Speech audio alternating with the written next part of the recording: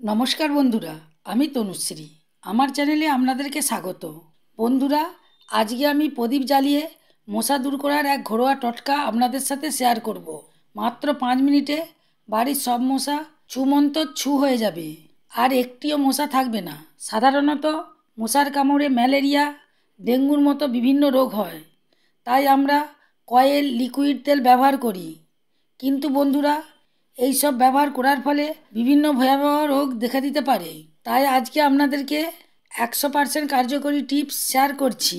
বাড়ির মধ্যে প্রদীপ জ্বালালেই মশা কামড়ানো তো দূরের কথা, বাড়ির আশেপাশেও আসবে না। এটা আপনাদের খুবই কাজে আসবে, তাই স্কিপ না করে পুরো ভিডিওটা দেখার অনুরোধ রইল।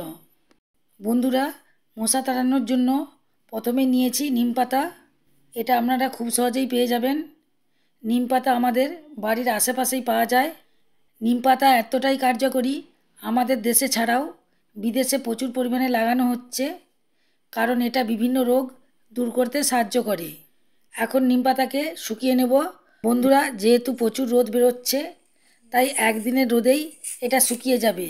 শুকনোর পর নিম পাতাকে ডাঁটি থেকে খসিয়ে নেব। আপনারা আওয়াজ শুনে বুঝতে পারছেন খুব সুন্দরভাবে নিম পাতা শুকিয়েছে। এবার নিয়েছি পেঁয়াজের খোসা। শুকনো পেঁয়াজের খোসা নিতে হবে, ভেজা খোসা নিলে হবে না।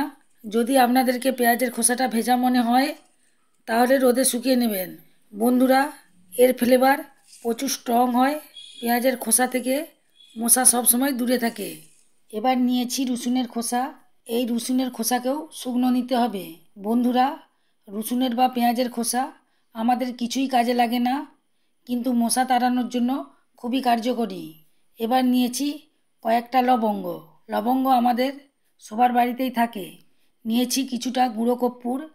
এই কর্পূর পুজোয় ব্যবহার করা হয়, তাই এটা নেগেটিভ এনার্জিকে দূর করে আর বাড়িতে সুগন্ধ ভরিয়ে তোলে।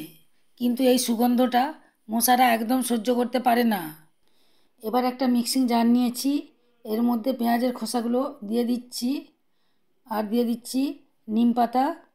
শুকনো নিম পাতাগুলো দিয়ে দিচ্ছি। এবার দিয়ে দিচ্ছি রসুনের খোসা, আর দিয়ে দিচ্ছি লবঙ্গ আর গুঁড়ো কর্পূর এর মধ্যে দিয়ে দিচ্ছি। এবার এটাকে গুঁড়ো করে নিচ্ছি। বন্ধুরা, একদম মিহি পাউডার বানাতে হবে।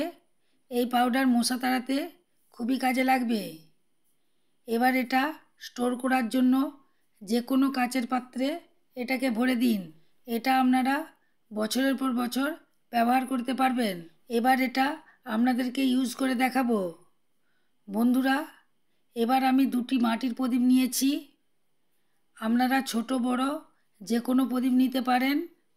এই 2টি প্রদীপেই আমি প্রথমে গুঁড়োটা দিয়ে দিচ্ছি। এবার নিয়েছি সরষের তেল। সরষের তেলের ফ্লেভার খুবই স্ট্রং হয়, অথচ কোনো গন্ধ আসবে না। তবে আপনারা সরষের তেলের পরিবর্তে যে কোনো নর্মাল তেলও নিতে পারেন। আমি সরষের তেলটা 2টি প্রদীপেই দিয়ে দিচ্ছি।